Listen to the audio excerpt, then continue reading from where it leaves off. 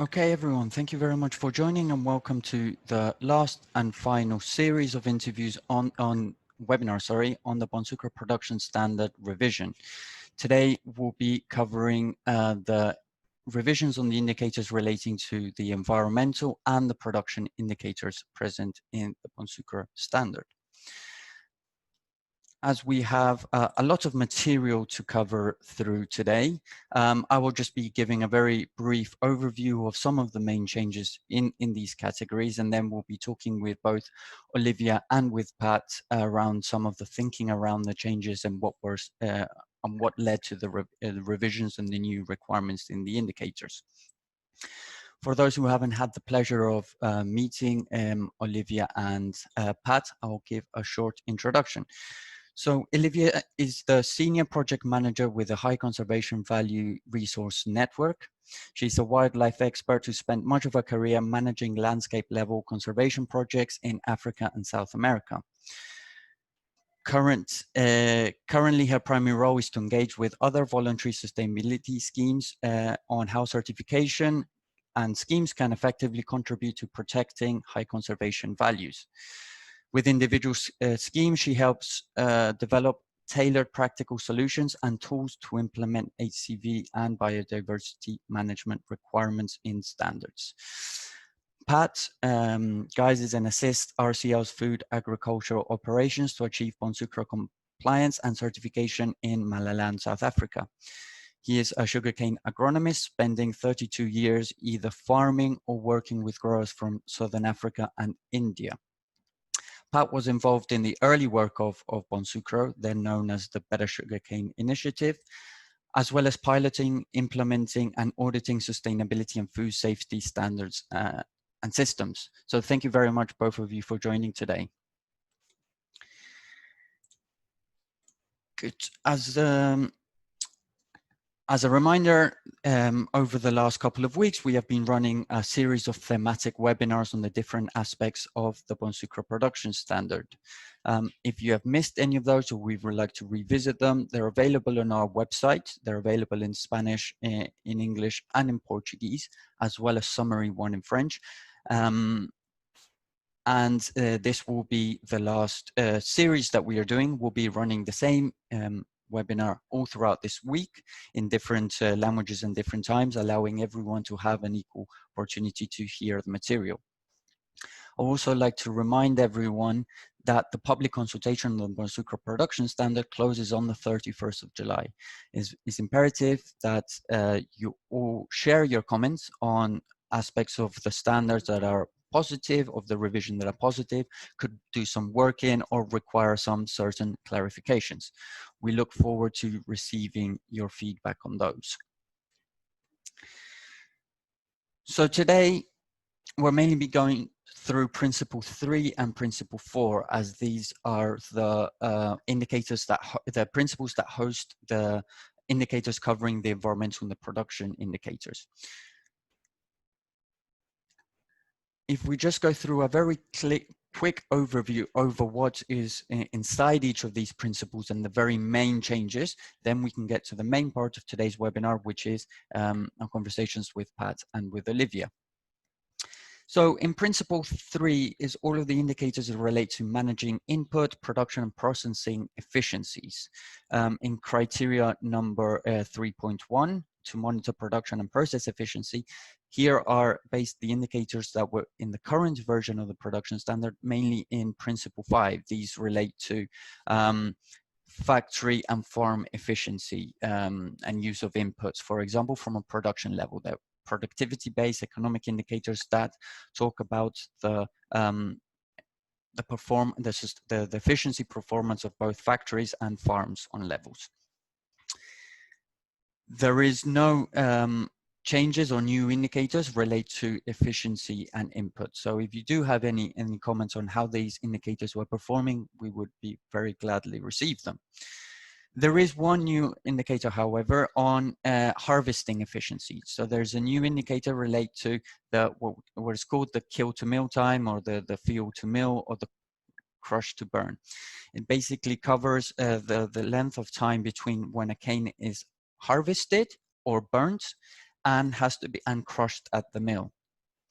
For mechanical harvesting, so machine green harvesting, that time has to be as a maximum on average of under 16 hours. For manual cane burning, 24 hours. And for burnt cane, it's 48 hours. But bear in mind that here we consider the time that the cane is burnt, not the time that the cane is harvesting. That's why it's an additional time. Indicator criteria 3.2 to monitor global warming emissions is mainly found here. All of the indicators that relate to calculating greenhouse gas emission, and the indicators around energy inputs and energy efficiency. The changes here is our GHG life cycle assessment methodology is being independently updated based on the newest scientific data and models, etc., and will be featured in the calculation. So it's the same indicator, it's just that the scientific research that underpins it has been updated to reflect the latest information out there. There's also a new indicator that requires operators to have a climate change adaptation and resilience plan. This was to map all of the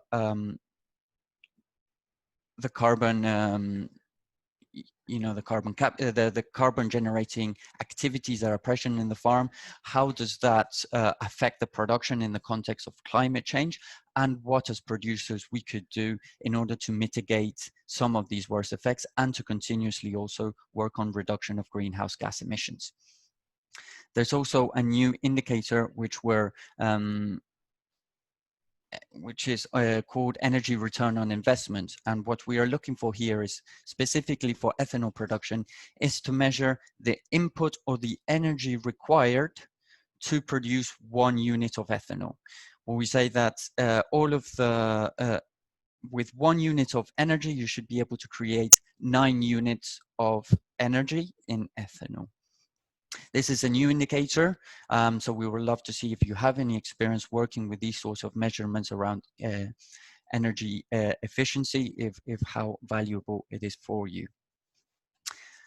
Forgot to mention at the start of this webinar, if anyone have any questions or comments, please feel free to use the Q&A or the chat box provided. We would be going through and answering questions as the webinar progresses. You can also raise your hand if you would like to make a comment or a question verbally. So if there's no questions, we'll move on to around these. There hasn't been a lot of main changes around these principles. So the main changes are currently found in Principle 4, which is actively manage biodiversity and ecosystem services. Here you will see that this principle has been greatly expanded in only the number of indicators. The thinking and pattern Olivia will talk to us a little bit later is the current indicator, the one present in the current version of the standard 4.1.3, which is Environmental Impact Management Plan, covered a whole host of different activities. So you had to cover biodiversity, ecosystem services, soil, water, air, climate change, protection, crop protection chemicals, use of artificial fertilizers, as well as cane burning and noise. What this new standard is proposing is we break up that huge chunk of an indicator into separate different components, allowing to provide more guidance in the implementation and the auditor as well to verify that the different elements of the environmental impact management plan have been updated, have been sufficiently tackled. So as you will see, criteria 4.1 covers roughly around the biodiversity management plan. And it has here what efforts are being done to maintain and enhance biodiversity and ecosystem services around the farms in the UNO certification.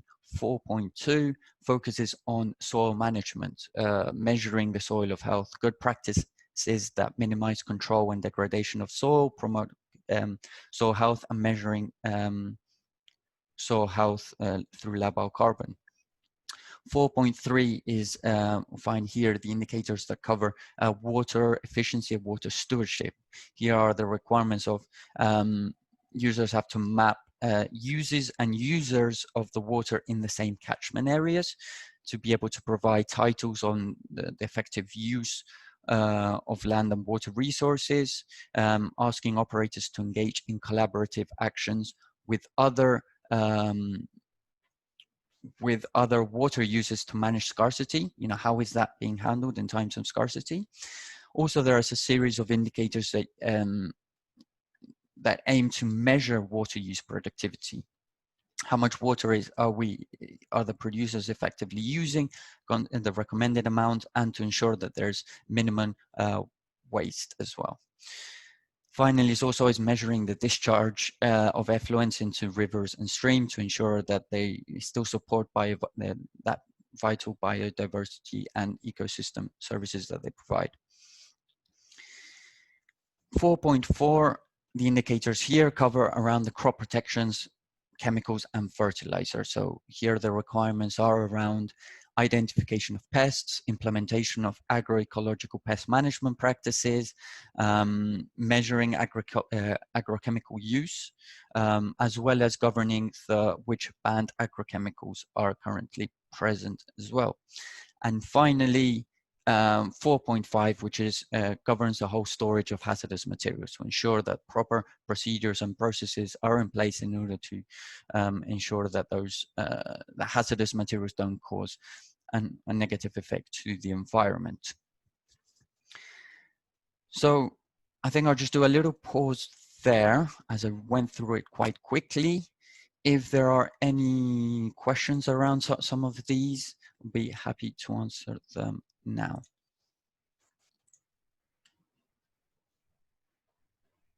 No, doesn't seem so.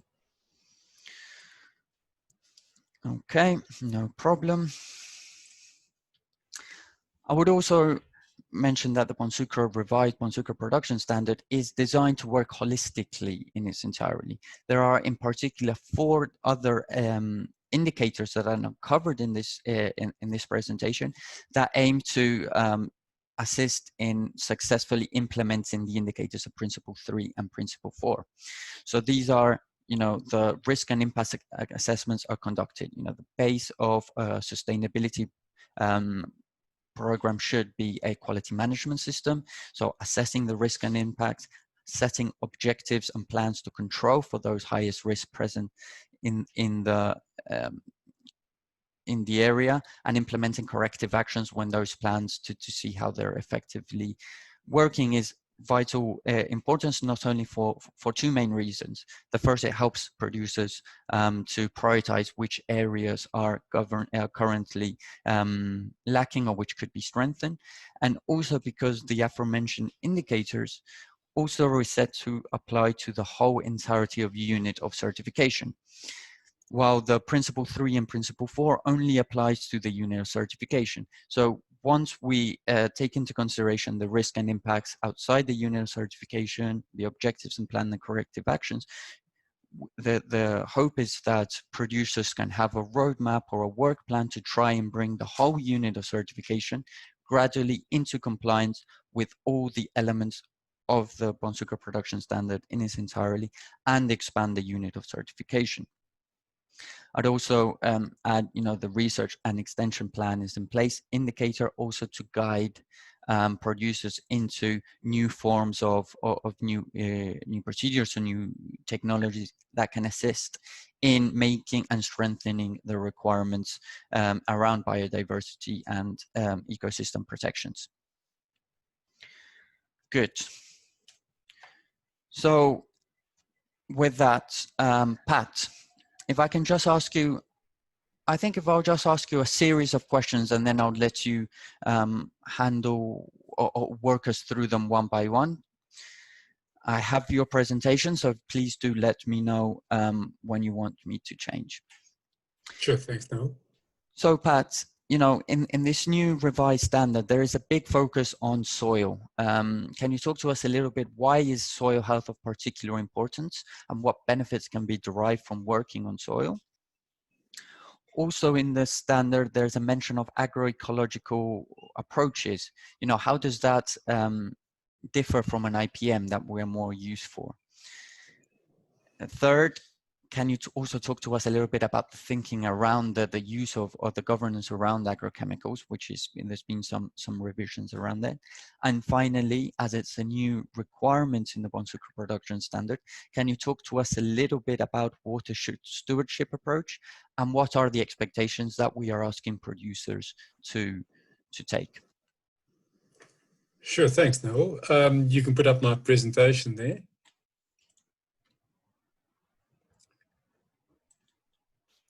Can you see it? Great. Yes, there it's come up. And thanks. I thought before I kicked off, just to convey that we're really talking about the indicators at the moment. And as soon as the public consultation period's closed, we'll then review those and then also start working on the guidelines and also improvements on the notes that you read. So there are a couple of typos. If anyone has gone through the draft standard, you will see there are a couple of mistakes here and there, typical typos that have crept in. Hopefully we'll get those sorted out. And the other thing I need to just check with everyone is my strong suit is not chemistry. So any tricky questions on chemistry, I'll have to get back to you on that. So I've got a presentation here. You can click next twice, Noel. I'm a believer in not reinventing the wheel. So I have a colleague who has put this presentation together, and we did a workshop on it with the African Advisory Group for Bonsucro. And so I'm just liberally using his slides here because he put it very well. So principle 4 is about managing biodiversity and ecosystem services. And 4.2 is the soil management plan is in place to avoid erosion and maintain and improve soil health. Next one, Noel. So we felt that if we were to try and understand how we had not structured the whole of principle 4, actually, it pretty much follows what I'm going to show you here in principle 4, indicator 4.2, which is the soil management. So, you know, Bonsucro is about measuring to manage, and we're dealing with an agro-ecosystem here. So assess, act, and monitor. These are the 3 key things to do. You can click until all those little boxes come up, Noel. So what we thought is we'd plot the different indicators against those 3 key areas, or assess, act, and monitor. So you've got mapping of soils, health of soil. Now you know where you are. You need to build a picture of what your resources are, and then you need to start putting objectives and goals attached to it. So 4.2.2 is health of the soil is improved and maintained. The practices that we need to implement to ensure that we don't have erosion or degradation of soil. For instance, over-irrigation leads to salinization. Burning of sugarcane tops after harvest is a no-no. And really a good fertilizer program based on sound soil and leaf sample analysis and best industry practices is what it's all about.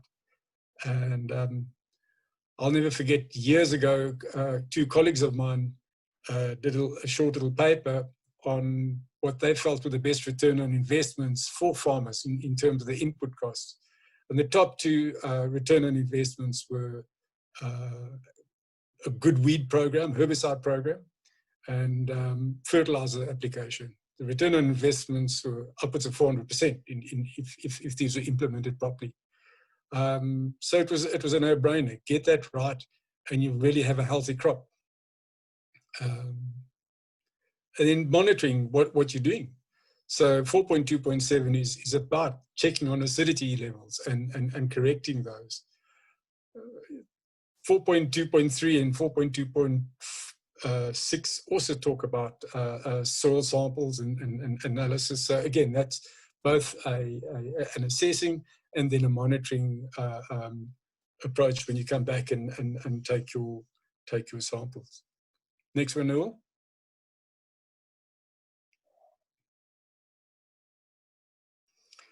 So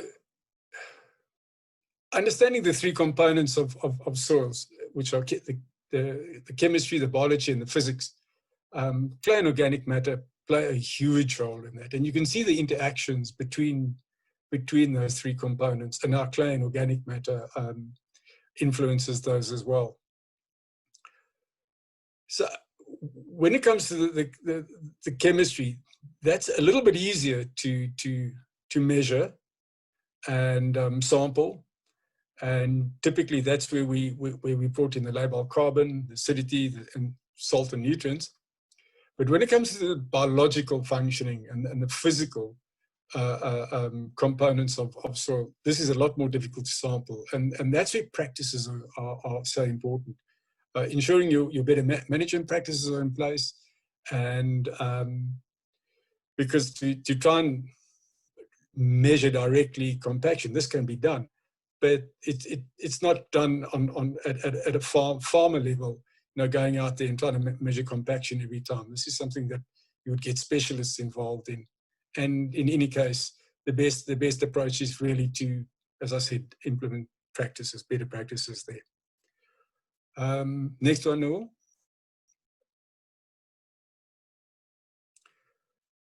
So I was asked about water, and I thought, well, let's start off with the Alliance for Water Stewardship's thinking on stewardship, water stewardship. Stewardship is all about taking care of something that you don't own. And good water stewards recognize the need for collective responses to the complex challenges facing the water resource we all rely on. And next one, Noel. So with that in mind, again, we started off by saying, right, what are your resources? So map those water resources at catchment level areas and across the whole supply area, because water is so key. And not understanding what's going on in your catchment and in your whole mill supply area would really be folly. That's not sustainable. And then there's the compliance component of it, 4.3.2, which is mapping of land and water titles and claims is conducted. So that's understanding the legal side of those claims and rights and of access to water in your supply area. Again, fundamental to know, because this can really derail operations very badly if you start landing up in court trying to defend access to water, people's claims. What we've always found is collaborative action to promote sustainable water use. And like I said, we haven't developed the guidelines yet. This is the next phase. And if you do have any questions around this particular one, I think some people are concerned.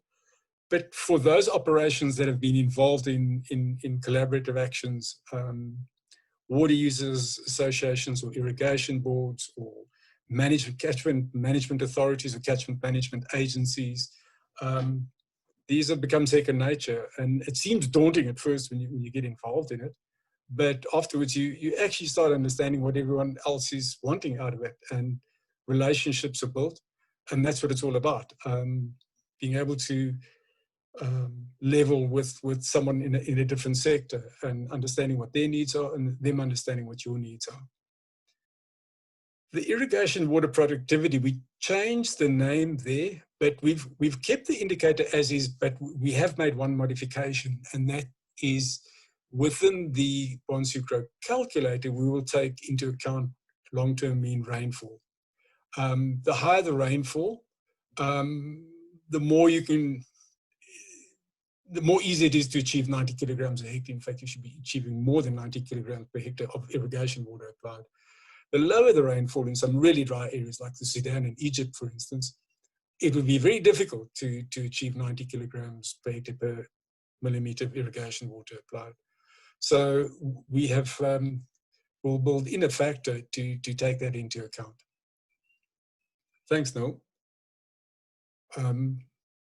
Next slide. So 4.4 is agro-ecological pest disease and weed management plan. And Noel asked me, well, what's the difference between this and IPM?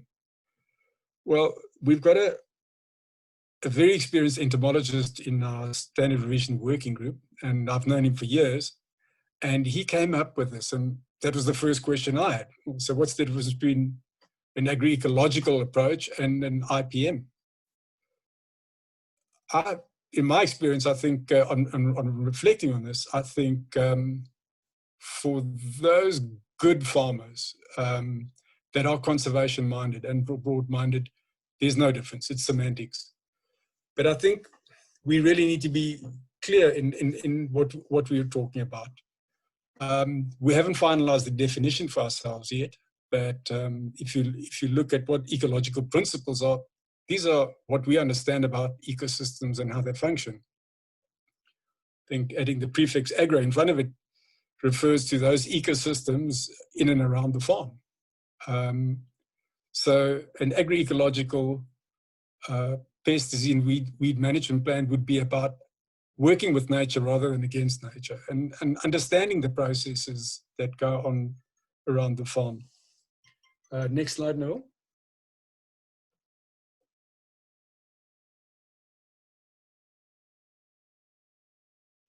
Again, we kick off 4.4.1.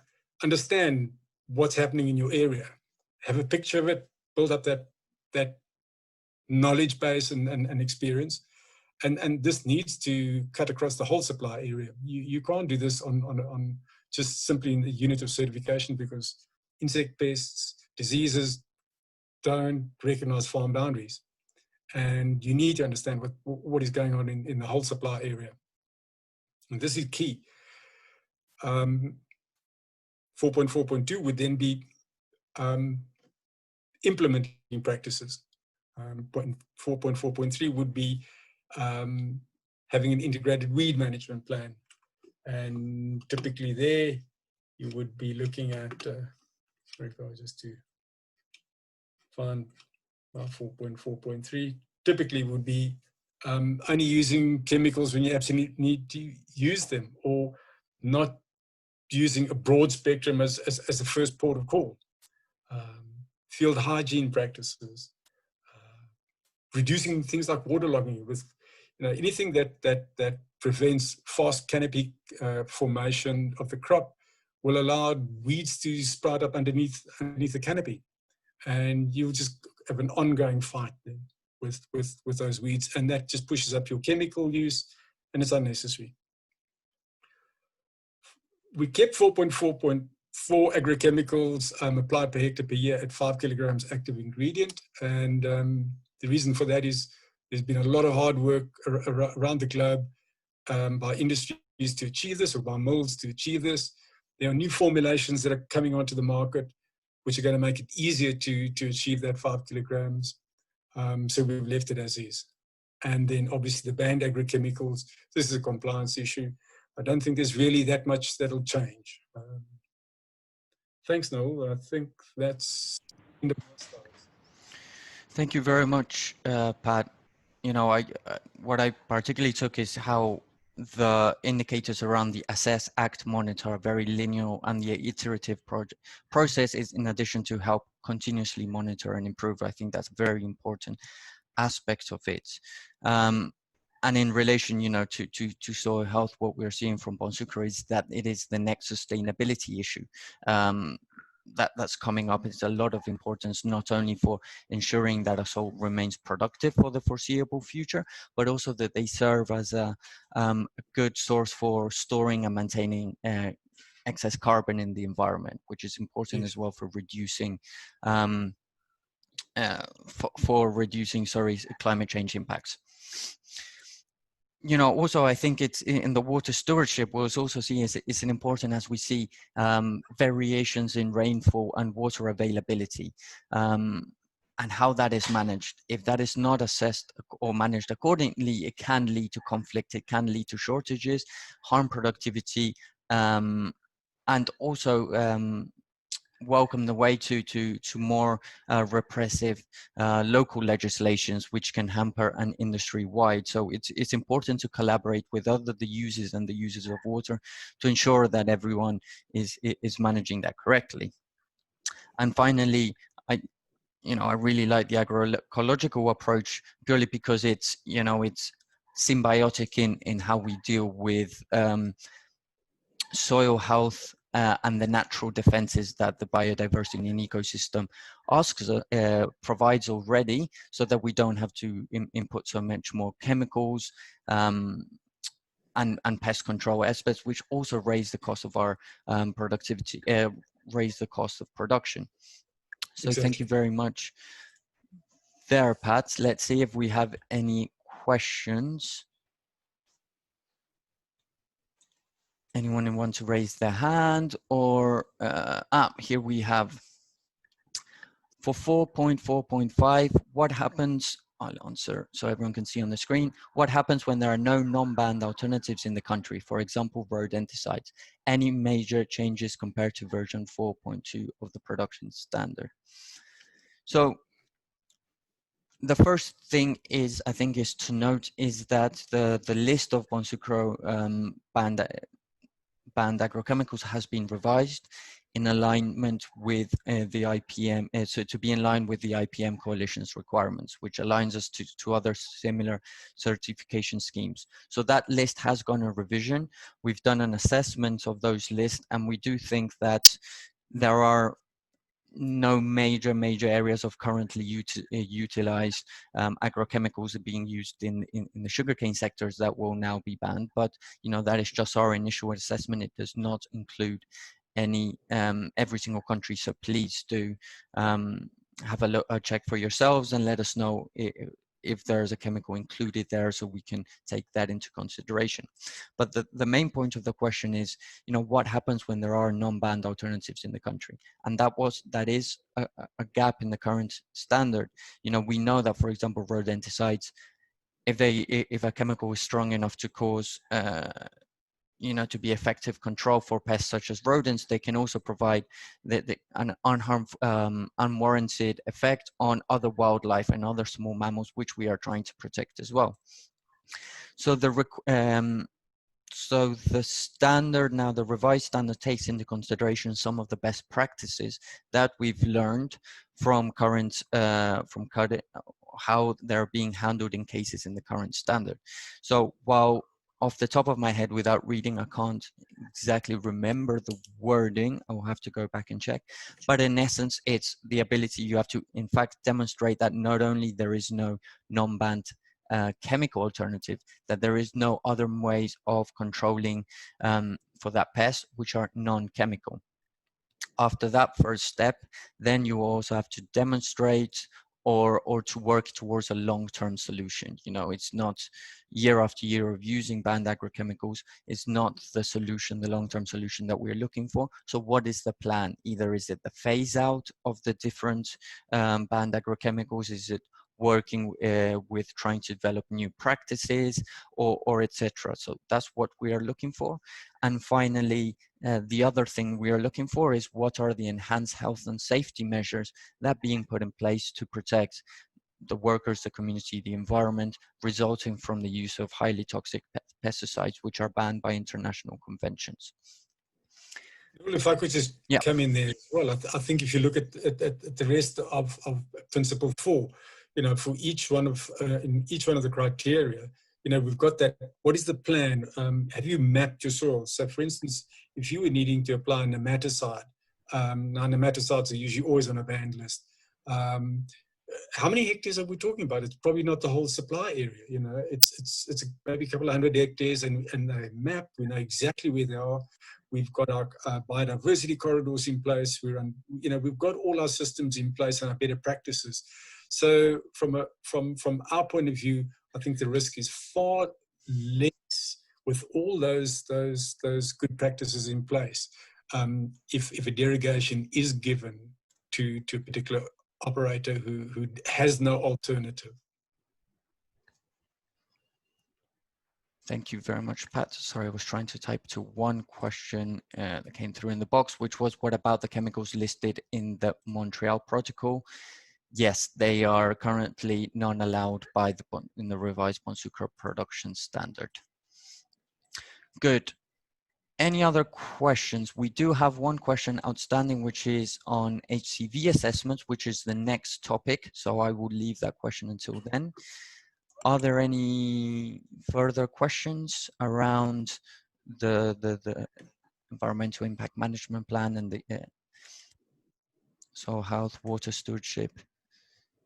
Any comments as well? No, it doesn't seem so at the moment. Good, thanks. I was let off lightly. I will start calling out people next time. No, I'm joking. Right. So thank you very much, Pat. I think more questions might come in the end of the webinar. So I wanted to also now, Olivia. So there has been some major, there has been some changes in the standards and relating to how to protect ecosystems and biodiversity in and around the farm. So I just wanted to first highlight what are some of now the new indicators, and then also again, like with Pat, have a series of questions for you and explain the context for these changes as well, why we've done it. So the main indicators around HCV, which were currently only in one indicator in the current standard, have now been split up in three. Is, percentage of areas and of natural ecosystems defined as internationally or nationally legally protected after 2008. Before, in the current standard, it was the whole HCV, the 6 different HCVs. Now it's just internationally and nationally legally protected. The second and the second indicator, high conservation values, are maintained and enhanced. And here's what we'll be talking about with Olivia. It rests upon having a Bonsucro HCV risk assessment. So Olivia can talk to us a little bit about that. And then any future expansion in the whole supply area prior to that, development to either new planting of cane or to accepting as an independent sourcer to the mill production, has to go through a HCV assessment to ensure that there is no new expansion into natural ecosystems or on our areas defined as HCVs. So those are what are the requirements. Olivia, can you talk to? Hello. So can you talk to us a little bit about what is this Bonsucro HCV risk assessment? Who would conduct it? What does it entail? And also a little bit of, how does it fit into with the biodiversity management plan that covers the whole supply area? What does it look like? How does it link to the other indicators that we talked about with Pat? And does it need to be done internally or by external stakeholders? Okay, thank you. And I'm actually going to talk about the biodiversity management plan first, because these are all sort of nested and linked in many different ways. So if you go to the next slide, please. If you stop there for a moment. Okay, sorry. Just click back. Oh, it doesn't matter. But anyway, right. So the biodiversity management plan 4.1.1 is designed for the whole supply area, and generally a biodiversity management plan, how you go about developing this is starting by mapping or doing an inventory of biodiversity, assessing threats and impacts on those, and then identifying your mitigation or even restoration measures. So for a start, there will be guidance to support developing those biodiversity management plans. Biodiversity as a term, if you go to the dictionary definition, is very intimidating. So it's important to be able to provide clear guidance that breaks down that biodiversity into something that's much more meaningful for mills and for growers. And that makes it much more achievable. It really focuses on the habitats and the condition of the habitats, ecosystem services, and a small number of species. So there's clearly no need to do a full screening of, for instance, microorganisms in the soil. It's really to break down biodiversity into much more intuitive ways of looking at biodiversity that doesn't necessarily involve an expert. So one question is whether this does involve an expert, and I think in many situations, particularly in low risk situations, and if the mill has some internal expertise, they could potentially develop this biodiversity management plan without the need for an external consultant, but still, no doubt, need for external input from local sources, NGOs for relevant information sources, and consultation as well. In terms of the link, so we have all these different requirements relating to water stewardship, soil management, I've forgotten the term, pest, weed and disease management. And it's just to say that biodiversity really is a cross-cutting theme on all of these other management plans. So if we think about water stewardship, obviously maintaining the quantity of water is part of that water stewardship. Riparian vegetation is a key part of that water stewardship plan. For a start, it is a buffer, so prevents the loss of topsoil into watercourses or the leaching and leaching of agrochemicals into watercourses, as well as providing an important habitat for biodiversity, and it often functions as these ecological corridors across large landscapes, as the whole supply area is.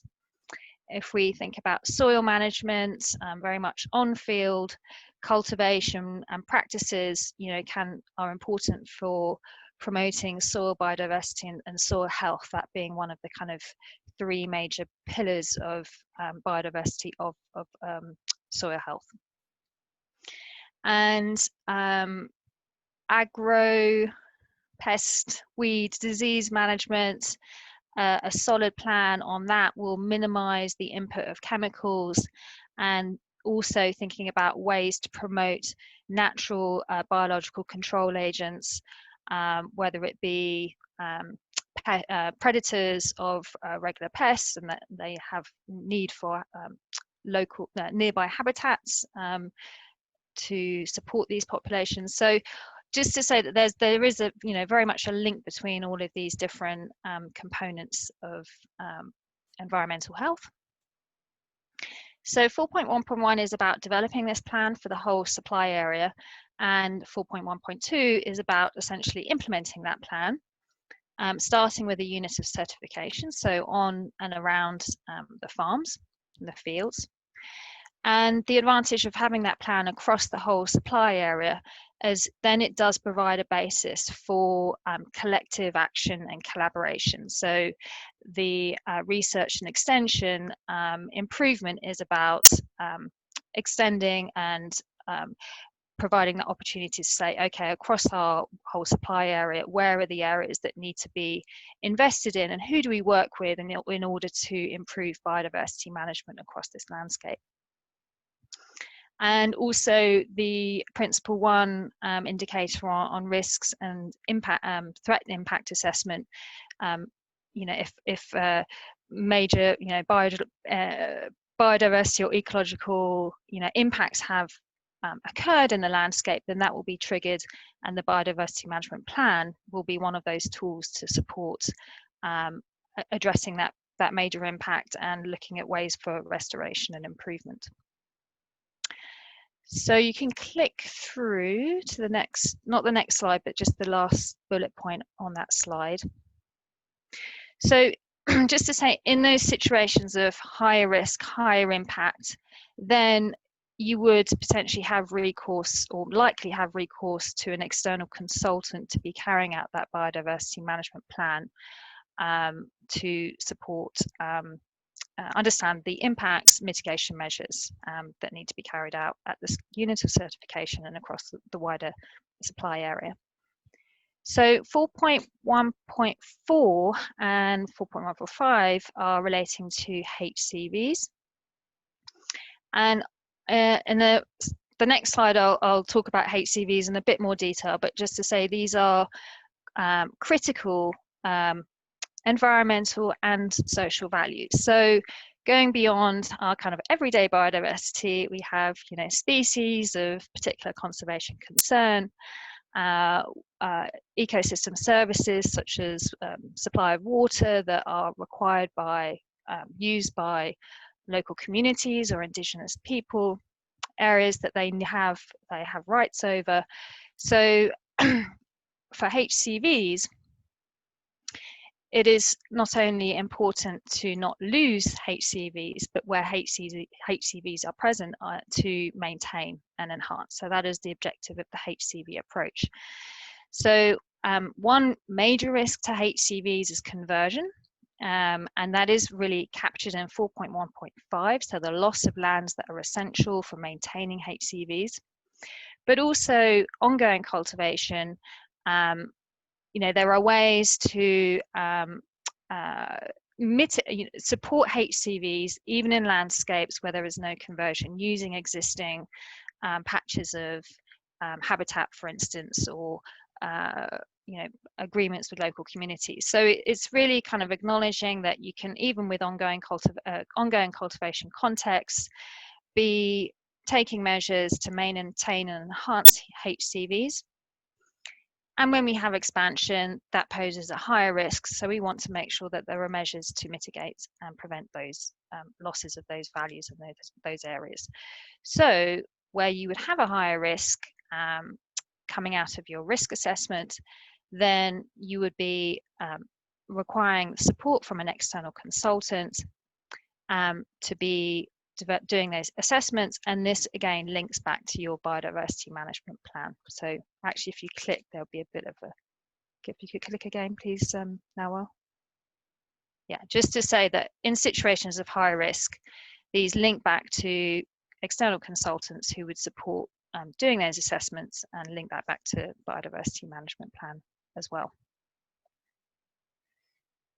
Okay, so talking about high conservation values, and there are 6 categories of values. The first 3 are really the environmental values: species of conservation importance, endemic species, large landscapes, and rare and threatened ecosystems and habitats. There are also 3 categories that relate to social values, the needs, basic needs and cultural values of local communities and indigenous peoples, and ecosystem services that are critical for local communities and indigenous people.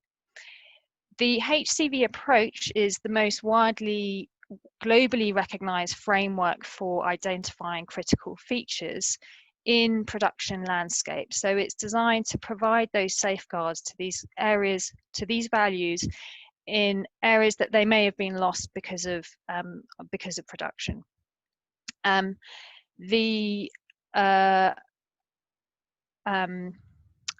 These 6 groups of values do overlap with other environmental and social safeguards in the Bonsucro Standard.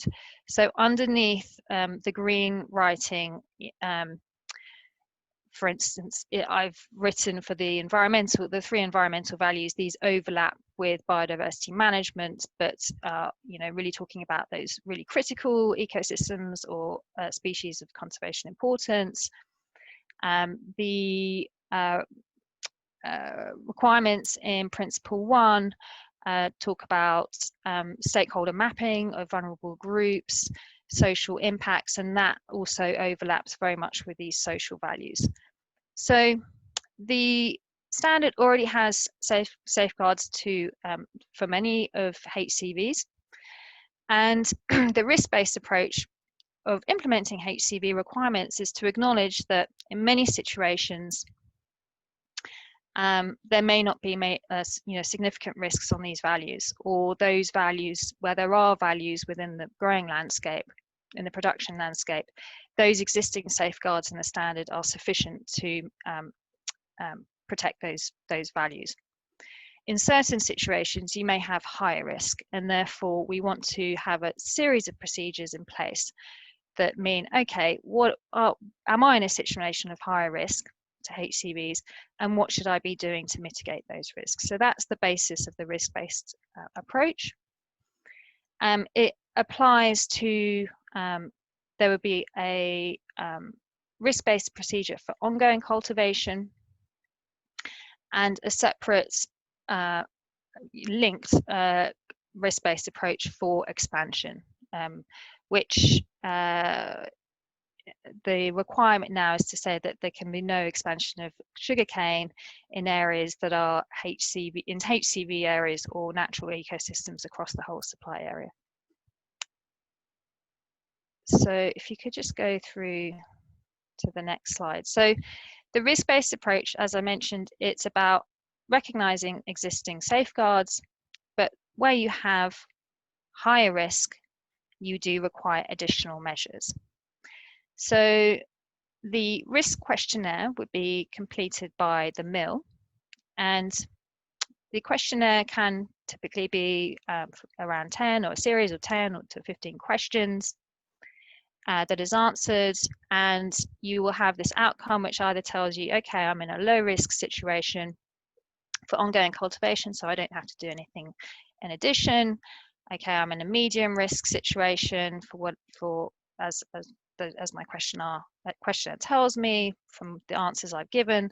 So I need to do some additional measures that has been explained to me in the questionnaire, or I need to do some further risk analysis, or actually I'm in a high risk situation. And if I'm in that situation, I would actually really need to do a very detailed assessment in order to understand those HCVs, the natural ecosystems, and the management and monitoring procedures that would have to be implemented in order for me to meet the standards requirements. So the procedure would be developed very much tailored for the Bonsucro context, to be completed by the mill. So it's very much participatory, puts them in the driving seat. We have HCV common guidance reference materials, which is used in those higher risk situations.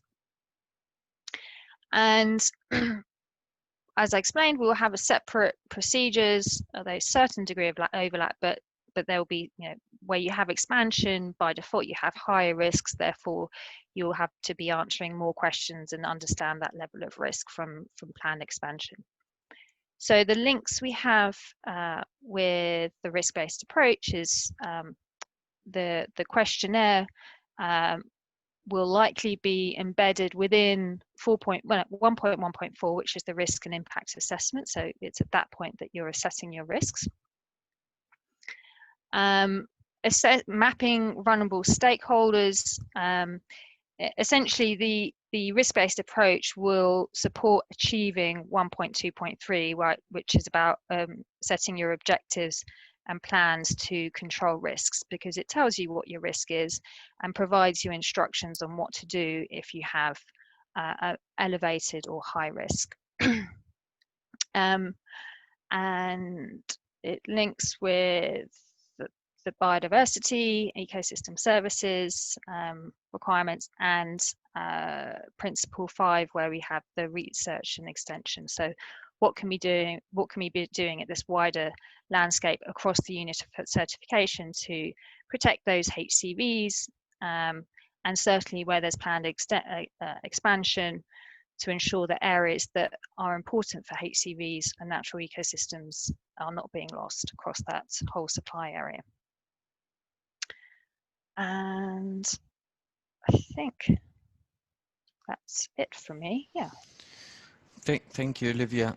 That was very insightful. And I think from the Bonsucro's point of view, with the current standard, we see two main things that we could do with improving, and I think with these indicators we aim to do it. The first one is that there was a little bit of difficulty in implementing the whole HCV principle. There's a lack of awareness of what it means, when you have to do it, what does the HCV have to do, HCV assessments, or who has to carry it out. So I believe that breaking it down and providing a lot more clarity on who does it, including on the risk-based approach, will be very beneficial. And the second one, I think that the current standard is very much focusing on non-conversion rather than protecting an enhancement, which is of course of critical importance and related to all of the other indicators that's reviewed.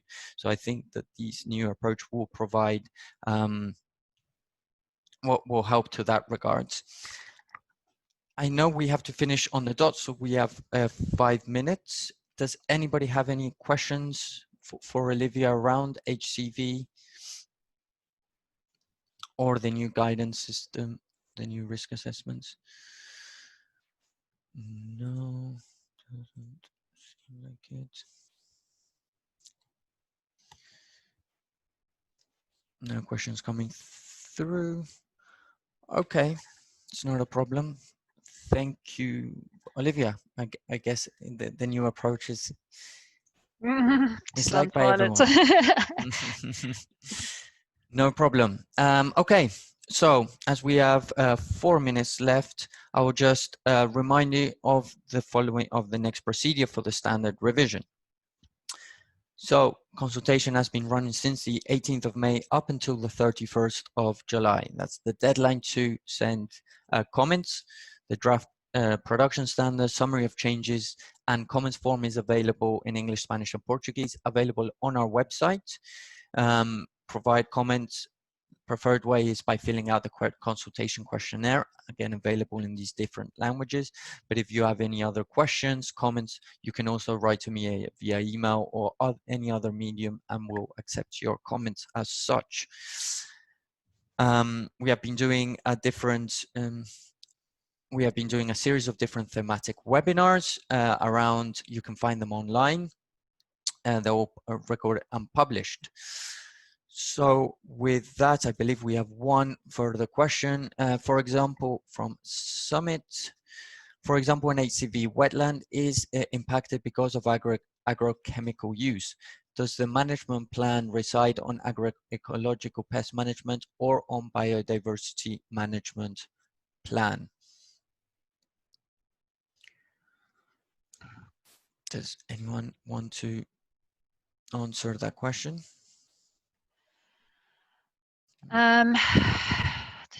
So yeah, I mean, I guess from the HCV perspective, I'll go for it. No, well. Yeah. So if the what we have is this critical ecosystem, wetlands, and the main impact is agrochemical. I think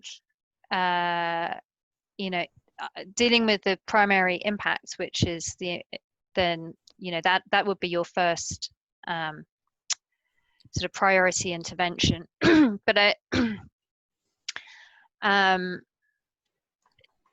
so I would say primarily it would be covered in that management plan, but it would still feature in your biodiversity management plan as well, because again, you may have species that are using this wetlands, which also would qualify as a HCV, or if not, as important biodiversity. So I would actually say that it probably would get covered in both, but it's important to link those two together. So yeah, it's kind of understanding in this situation that it actually probably serves a number of purposes. And there are, the biodiversity values, there are the services, and there are the measures for mitigating impacts on that ecosystem as well. Yes, if I could jump in as well. There's links to all of them. So there would be linked to soil. For instance, why would the agrochemical be getting across into the wetland? Would it be through the soil route, water moving through the soil and leaching it through to the wetland? So there would be one link there. It would link under the water stewardship. and what impact of those chemicals having not only on the wetland but other users of the water resource, and three, quite obviously, then the agrochemical pest, disease, and weed management plan, and that's where you've got to mitigate and bring in your better practices. Good question. Thank you very much, guys. Olivia, thank you very much. If there are no further, I don't see any further questions, and we have run out of time. I would stay online if anyone wants to have any additional questions. But with this, thank you very much, everyone, and we look forward to receiving your comments. Have a nice day, and thank you very much, Pat and Olivia. Olivia already had to go. Good.